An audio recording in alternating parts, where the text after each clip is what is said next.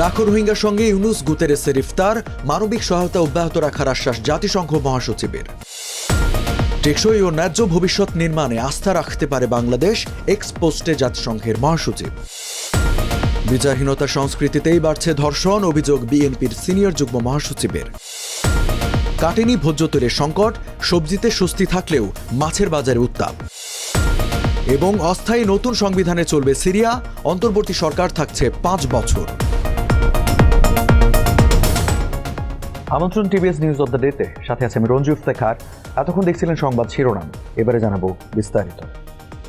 কক্সবাজারের রোহিঙ্গা ক্যাম্পে লাখো রোহিঙ্গার সঙ্গে ইফতার করেছেন অন্তর্বর্তী সরকারের প্রধান উপদেষ্টা ডক্টর মোহাম্মদ ইউনুস ও জাতিসংঘের মহাসচিব অ্যান্তোনিও গুতেরেস।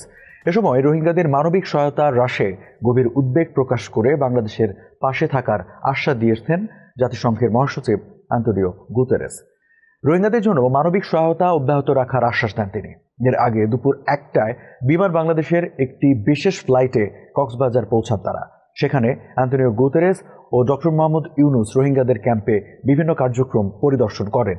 ইফতারের পর সন্ধ্যায় প্রধান উপদেষ্টা ও জাতিসংঘ মহাসচিব একসঙ্গে ঢাকায় ফেরেন। Rohingyas want to go back to Myanmar.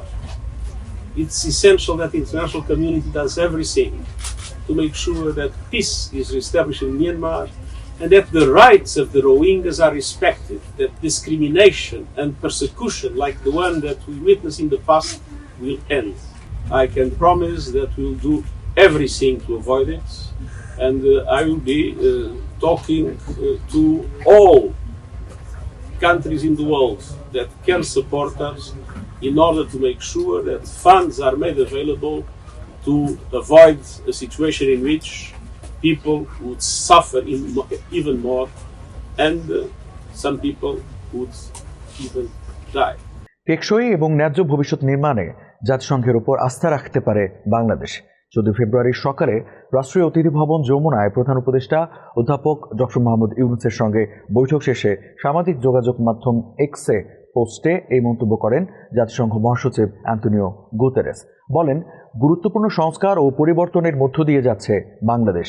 আপনারা টেকসই ও ন্যায্য ভবিষ্যৎ নির্মাণে জাতিসংঘের উপর আস্থা রাখতে পারেন।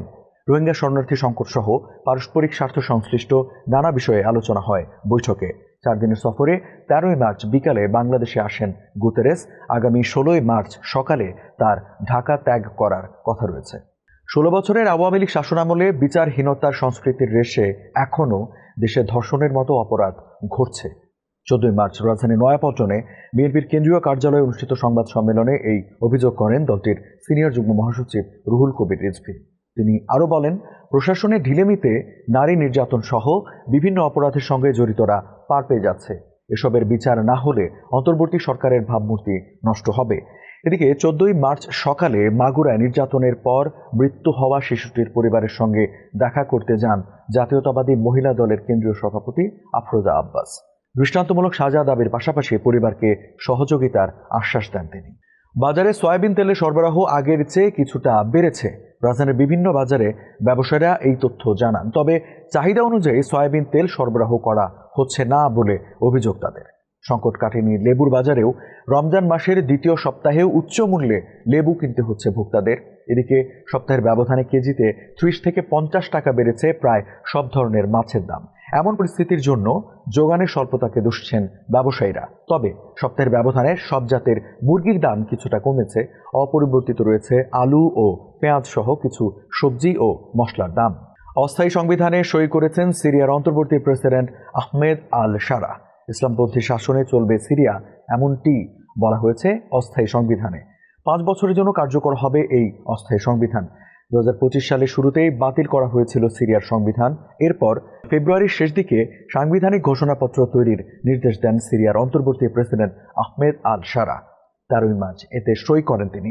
বার্তা সংস্থা রয়টার্সের এক প্রতিবেদনে জানানো হয়, অন্তর্বর্তী সরকারের 5 বছর পর্যন্ত এই অস্থায়ী সংবিধান কার্যকর থাকবে।